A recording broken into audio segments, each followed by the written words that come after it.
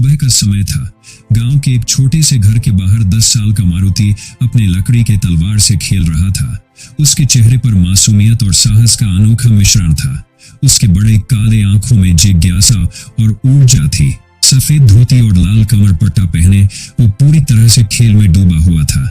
उसकी माँ घर के दरवाजे पर खड़ी उसे देख रही थी।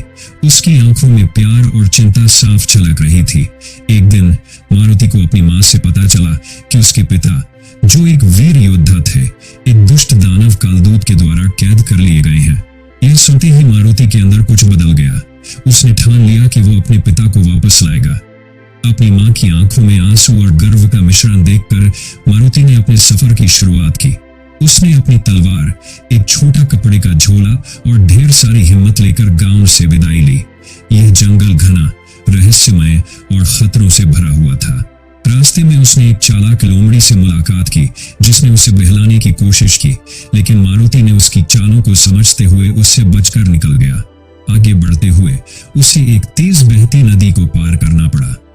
हर कदम पर वो और अधिक दृढ़ संकल्पित होता जा रहा था कि बीचों बीच मारुति का सामना कालदूत नाम के एक विशाल दानव से हुआ। उसकी आंखें आग की तरह जल रही थीं और उसके हाथ में एक विशाल गदा थी। मारुति ने अपनी तलवार को कसकर पकड़ लिया और बिना डरे दानव का सामना किया। उसकी हिम्मत और पिता की यादें उसे लड़ने की शक्ति दे रही थीं। कालदूत से बचकर मारुति को एक विशाल पहाड़ पर चढ़ाई करनी पड़ी। वहां उसने कई खतरनाक बंदरों और काले कौओं से लड़ाई की। उसकी तलवार की चमक और उसके साहस ने उसे विजयी बनाया। हर लड़ाई के बाद वो और अधिक मजबूत और अनुभवी होता जा रहा था। दृश्यशील मारुति उस गुफा तक पहुंचा जहां उसके पिता को कैद करके रखा गया था।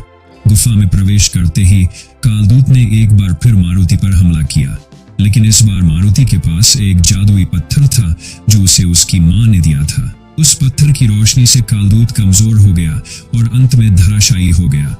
मारुति ने कालदूत को पराजित कर अपने पिता को आजाद किया और गांव की वापसी अपने पिता को आजाद करने के बाद मारुति के चेहरे पर गर्व और संतोष था।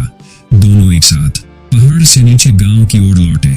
पिता ने अपने बेटे की बहादुरी की तारीफ की और मारुति को महसूस हुआ कि उसका सफर उसकी उम्मीद से कहीं अधिक बड़ा था। मारुति और उसके पिता गांव पहुंचे तो वहां जश्न का माहौल था।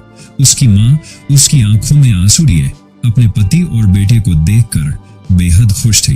गांव के लोग मारुति की बहादुरी की कहानी सुन रहे थे और उसकी तारीफ कर रहे थे। मारुति ने अपने पिता को बचाने का अपना वादा पूरा किया था और अब उसका दिल खुशियों से भर चुका था।